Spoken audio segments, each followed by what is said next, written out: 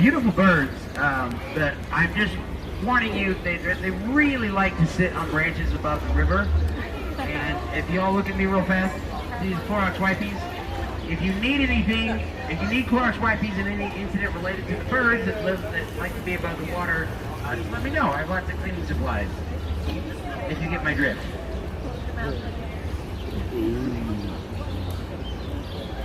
So, who's ready to ride around in a big old circle? This lady is. Get excited. I'm gonna drive you guys around in a circle, and I'm gonna point at buildings. So there's a lot to be excited about right now. I'm gonna introduce myself first. My name's Captain JD. This is my spaceship. I've been doing this for about a year. I'm born and raised in San Antonio. Can everybody tell me where you're from? Can we yell out some locations? Where are you guys from? Galveston? Where else? Chicago? What about this big old party over here? Southern Illinois. Where else? El Paso. El Paso, Cincinnati, Houston. Oh, you're from Houston? Are you the one that brought this humidity over here? Yeah, that was this guy, guys. I was wondering. It was beautiful yesterday, and then this guy shows up. Well, wherever you're from, welcome to San Antonio. I do need to lay down the law a little bit. I got some rules I need you to follow. Everybody listen up. I am a very stern captain. Get it? That's a very funny joke if you get it. Rule number 1. Keep your butt cheeks in your seat. Do not stand up for any reason. Rule number 2. Please don't try to touch anything outside the boat. We have some low bridges and some branches and stuff, and as we go underneath these low bridges and branches, you feel like a 5-year-old child inside you that makes you want to reach up and touch them, but you need to not do that. You gotta keep our squishy parts inside. Rule number 3. Please don't, if you're gonna talk, just keep a lid on the noise. Don't get too loud or disruptive. Be respectful of the others on the boat. I can kick people off if they're being disruptive. I have that authority.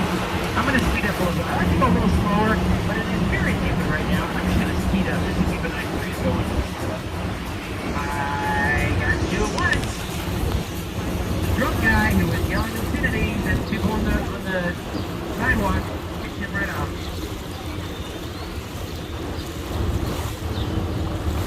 Alright, so let's start with a little bit of natural history.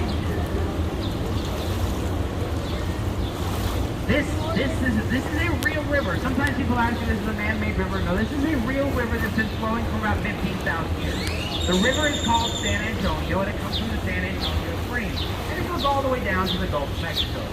This river is where the Payayas live. That's a name that I need you to remember. The Payayas were the indigenous people that lived around San Antonio for thousands of years. And the Payayas are for whom the Catholics built the mission. How many of you have been to the Alamo? Raise your hand. You people? The Alamo is right on the other side of this hotel right here. You go through the lobby, walk out the other side, see how it says shop, outside saying with an Alamo. Walk through the lobby and you walk up there and check. You're right there at the Alamo.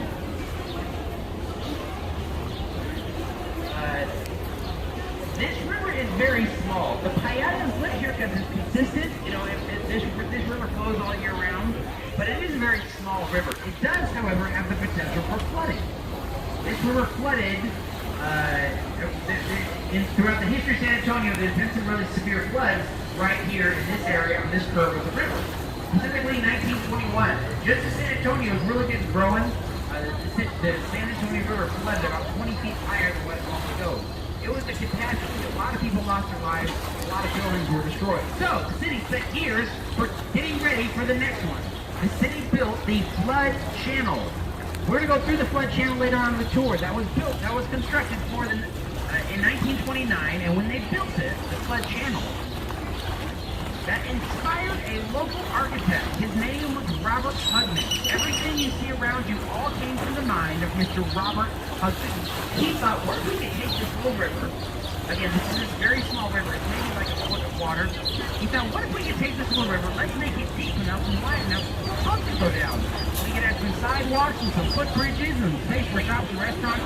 Let's turn our little river into a world-class tourist destination. He has, let's get back to it.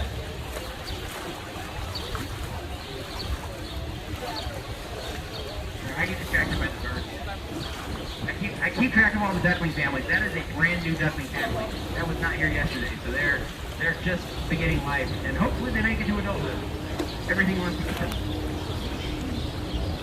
So they built the Riverwalk. It took Robert Hugman 10 years of convincing people. He got some funding in 1939, and they built the Riverwalk in 2 years, and they opened it up in 1941. Also in 1941, Robert Hugman winds up putting his office right here. Check that out. Oh, on the other side of the blue umbrellas. That is Robert Hugman's personal architectural firm's office. He put his office there to show people how confident he was that the Riverwalk was secure, that it wasn't going to flood. That's actually him right here. Look at check out the little statue. That is Robert Hugman. What he looks like if he were metal. Robert Hugman, he needed to convince people that the Riverwalk was secure, but nobody would believe it because there had not been a flood since the big 21 flood. So nobody knew if the flood channel worked.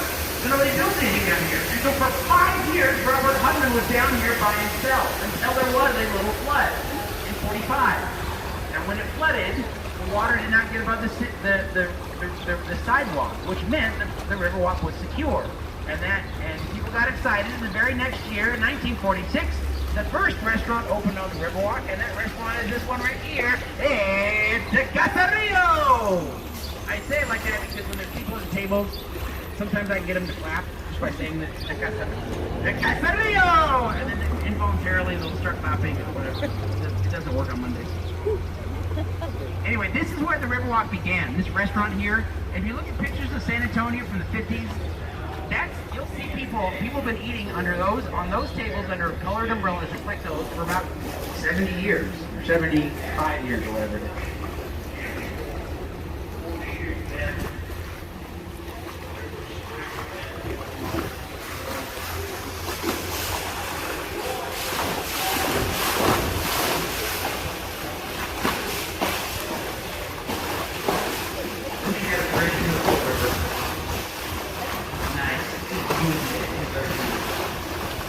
So for the first 20 years or so, the Riverwalk was just kind of something that local thing. It wasn't a big tourist attraction. It wasn't bringing in a lot of people. But everything changed in actually I should say, there's a longer tangent I could go off on, but a lot of people thought the Riverwalk was a failure for a long time because while locals enjoyed it, it wasn't bringing in people from around the world like it does today. But in 61, that changed. 61, San Antonio was chosen to host a World Fair, the 68th World Fair. And back 50, 60 years ago, a World Fair meant that millions of people would be visiting your town, and everybody got really excited about the Riverwalk, and they built more Riverwalks. And they built buildings and theaters and museums and libraries and attractions. This whole section of the river that we're in right now, this was completely man-made in the 60s for the World Fair. They just dug a huge trench out of the ground because they wanted river with gardens and flowers on it. There used to be a sky ride. There was a sky ride that went over this part of the river. There was a monorail that went around. They copied a lot of ideas from Seattle's World Fair. Seattle had a World Fair in 1962, and San Antonio kind of copied a lot of their concepts. So Seattle built a monorail around their downtown for the 62, and San Antonio built a monorail in 68. Our monorail fell over and did not work at all. There should be, if you guys want to see one of these big yellow great birds, there should be one, unless they've left for the year already. They might have already left. They've been in the, oh, there's one. Check it out. Or can fly, they all go back to Central America. But while they're here, they poop on everything. And they vomit. And they eat crawfish and shell and stuff. They like eating things with shells on them. And then they fly up to their nest and spit their shells out. So like I'll be going down the river and suddenly it just rain down with like crab pieces.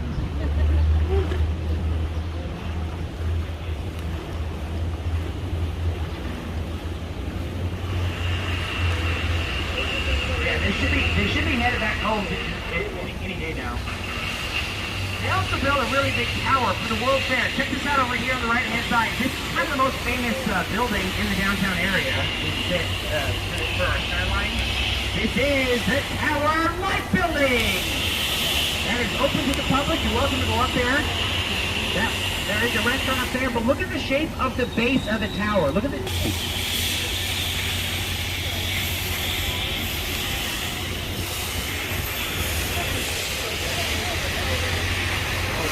It's covered in sugar and cinnamon.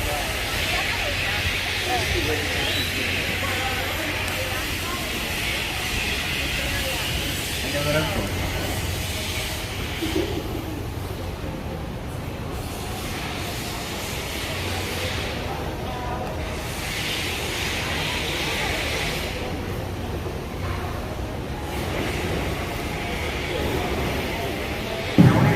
We're not stopping here. I'm just moving out of the way. This was the River Center Mall that's connected to the River Center Hotel. This was built in part to help grow the convention center industry. And you got something to do on the other side of the street.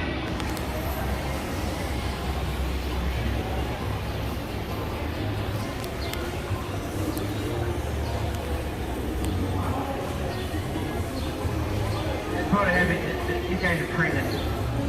Just if you care, we've been really, so when we shut down for COVID last year, a lot of the boat captains got other jobs, left, and other stuff. So we're only about half capacity right now. So usually our days are like 11-hour days, nonstop. But it does take a little bit of practice. It takes about 2 months of training before they let you out in the river. So that's what these guys are doing. And specifically, this island right here is probably the hardest, the trickiest little turnaround to maneuver. Because back when they built the River Center Mall back in 1988, the boats were smaller. So this little part of the river was built for a smaller boat. You gotta get really precise about how you come around this island here. I started in September 2019, and then I had so I was private by November. I was doing this by November, and then COVID hit, and we were shut down beginning of March. So in total, about a year. No, it's private water, so all we have to do is get certified by that guy and that boat up there, that trainer up there. But yeah, if you can go around this island faster than what I'm doing or what they're doing. But it's risky because these are electric boats, and they have there's just one propeller underneath us, and they have a computer. If something gets caught in the propeller, the computer is designed to just stop. You have to stop the boat and get the thing out of the propeller, otherwise it gets a damaged mechanism. So the risk is you can do this little turnaround faster, but if you catch a plastic bag, you're just going to run into the wall because you just lose all control of your boat. I assume that's why this pot over here looks like how it does. Look at the pot. This is my second time around. So you can see the scratches are all on the other side. But then someone like ran into it and spun it around full speed. So, but yeah, this little bottleneck and this island here are probably the trickiest part, especially when we're busy. You know, when we have all 42 boats out on the river and there's so much traffic, we have almost no clearance right here in this little corner. You have only a few inches of clearance.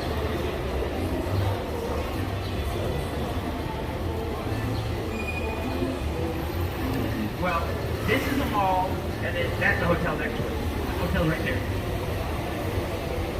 That Margaritaville is a shop, is a restaurant, and it's a mall. Yeah, this is Margaritaville. But yeah, there's a River Center Hotel connected to the mall, which houses Margaritaville. Let's talk a little bit about the Payayas. If I didn't mention that before, the Payayas are the people who live here in San Antonio for thousands of years. They had a name for the river. They called this river Yanaguana. And Yanaguana meant something like spiritual water, peaceful water, something like that. But then, in the late 1600s, the first Spanish missionaries arrived, and they decided to name the river after this guy right here. Not you, the statue. That is San Antonio. That is San Antonio. That is St. Anthony de Padua. He was a Portuguese priest, lived about 800 years ago, and that, in fact, that statue is a gift from Portugal.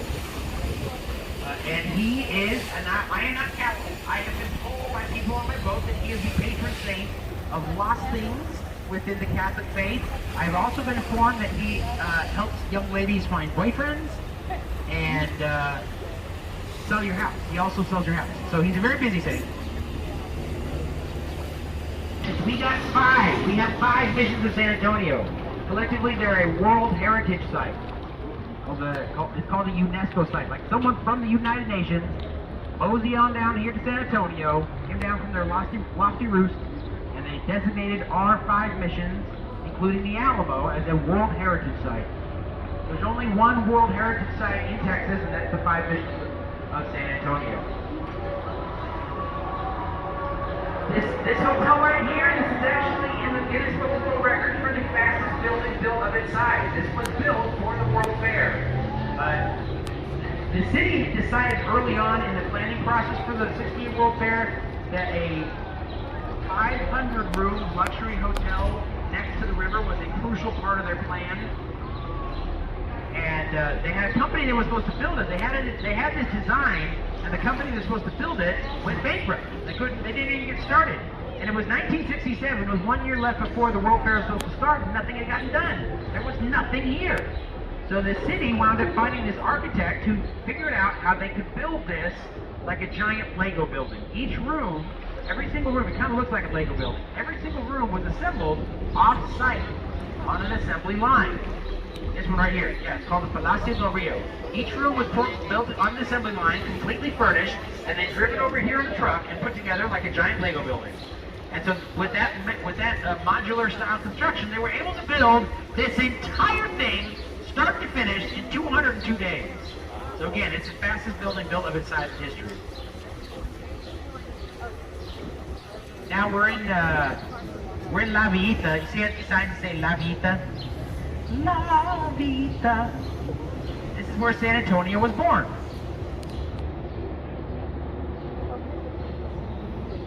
The first homes in San Antonio were right up here on this ridge. Those are long gone, but we still celebrate this location as the birthplace of San Antonio. If you guys want, so this is, if you look straight up, you can actually see one of these adolescent herons, like straight above the boat right now on that branch. He's just chilling there. He's getting his wings. I've been watching him for a couple days now. He's been practicing flying. As soon as he can fly, they go back to Central America. There's probably 5 of them up in this tree right now.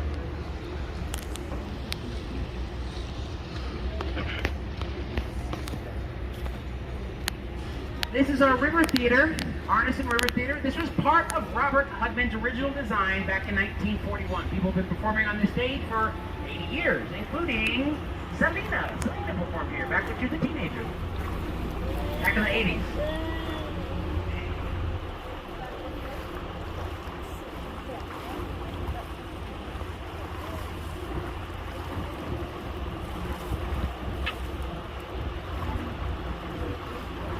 If you guys like museums as much as I do, you should definitely check out the Briscoe. The Briscoe Western Art Museum is over here on the right-hand side. They have art and artifacts from Western American culture. They have the battle sword of Santa Anna in there. Do you guys know who Santa Anna was? Antonio Lopez de Santa Anna. He was the president of Mexico 12 separate times. He was the general at the Battle of the Alamo, and he was the guy who introduced chewing gum in the United States. That's a true fact.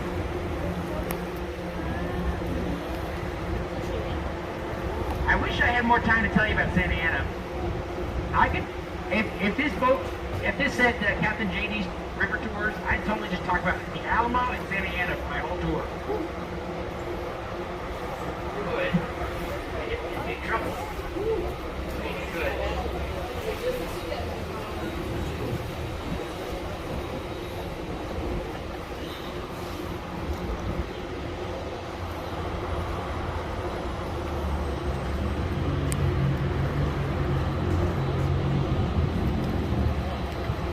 this little island right here, this is called, we actually call this Marriage Island. This was the location of the first Catholic Mass 300 years ago.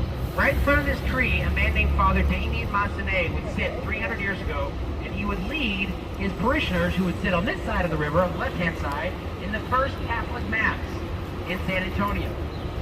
And so that island is still a very important spot for the Catholic community here in San Antonio, and with all its picturesqueness and religious significance, people love getting married there. People have been getting married there and proposing for generations. So we just call it Marriage Island because we're not going to come here with names. All right, I'm going to try to stay over here on the left-hand side. Let's see if I can stay in the shade here. I don't know how much shade there is, but I'd like to stay in the shade. But I do want you to look up at the building up on the left. There's a tower. There's a tower up there. That tower is called the Tower Light Building, and it is the first skyscraper in Texas. Have you guys ever seen the movie Ghostbusters? This building was not in that movie. But there's gargoyles up there. Law firms, insurance companies. That is fancy. Corporate America. This is normal office building. But it was originally built in 1929. It has these creepy faces. Check out the creepy faces on it. It is called Neo-Gothic architecture. This was very popular in places like New York. It was New York and Chicago. This is a very popular style of building. And here's the thing: in the 1920s, the largest city in Texas was San Antonio. And so there was a couple of brothers that had a dream. They thought they could help San Antonio become the next New York or the next Chicago, the next big city of the South. And they thought the way to do that was by building a New York-style skyscraper right here in Texas. And so this building was way bigger than anything else in the state at the time. And if you look behind me, look at this part that kind of sticks out at the bottom, looks like kind of like a pie wedge. That was actually our first Sears and Roebuck. So if you're living in San Antonio at the time, this is a really exciting building. And the idea was that this would be the first of many skyscrapers. And more people would build buildings, and more people would move to San Antonio. The economy would continue to grow, and San Antonio would grow and grow and grow until it became a new mega city. Unfortunately, that's not what happened, because the year was 1949. You know what happened in 1949? The Great Depression happened. So they, unfortunately, the guys who built that tower leveraged their entire company to get that built and lost everything. They wound up having to flee to Dallas. That's where they hid for the rest of their lives, because they were hiding from their predators. There's more to that story, but I'm not going to tell it, because we're in the deep end now, guys. Those apartments behind me. This is the deep end. This is where the river gets like 20 feet deep. There are, remember what I was talking about before? Robert Husman, in order for people to start building restaurants on the Riverwalk, they had to believe the Riverwalk was safe. And this flood channel is what makes the Riverwalk safe. I have no idea. That's the courthouse right there, the Harris County Courthouse. This building used to house like bail bondsmen and lawyers and stuff. I don't know why it's abandoned. I couldn't tell you. No, the courthouse is, but the building, each one of the buildings is back to the courthouse, which was originally housing all the lawyers and people who worked at the courthouse. I don't know why the building has been empty since I've been here. Those are pride flags. That is some store that sells people who are very proud of themselves. Somehow. You're going to have to ask your parents.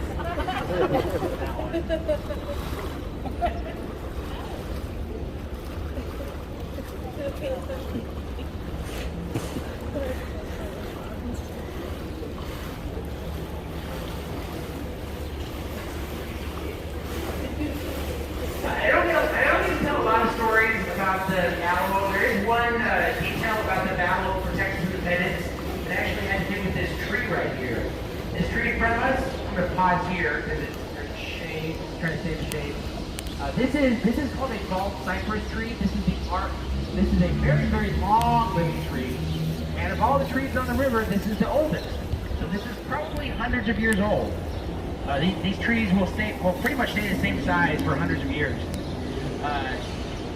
So before the Battle of the Alamo, and I assume most everybody kind of knows the Battle of the Alamo. Texas wanted independence, and there was a showdown at the Alamo. A few months before the battle started, General Santa Anna sent his brother-in-law, whose name was Martin Perfecto de Cos, to basically lock down the city. The city was under occupation, and a local man named Ben Milam took it upon himself to rescue the city. He actually infiltrated the occupation with volunteers from nearby towns in October. The occupation started in October, and he infiltrated the city using guerrilla-style tactics in December. And he basically liberated the town. This was just a few months before the Battle of the Alamo. Unfortunately, Ben Milam, during this operation, lost his life to a sniper that was in this tree. So they call this tree the Ben Milam tree. It is kind of a video a few months later, in February. So here's the thing about the Alamo. I mean, everybody knows the story, a little bit about the story of the Alamo. But the truth of the matter is, there was no strategic value to the Alamo whatsoever for either the Texans or Santa Anna. It was just a battle. It was kind of a war of hotheads on both sides. Santa Anna was angry about what had happened with Ben Milam, and so that's why he comes to San Antonio first. So basically, that tree plays a role in the story of how Texas got its independence. And I have many more stories to share with you, but I have reached the end of the giant circle. I'm going to stop right here in front of the Esquire. Esquire Tavern, by the way, is the oldest bar in the Riverwalk. It opened on December 6, 1933, which was the day that Prohibition was repealed. This opened up like 15 minutes afterwards, after alcohol was legal.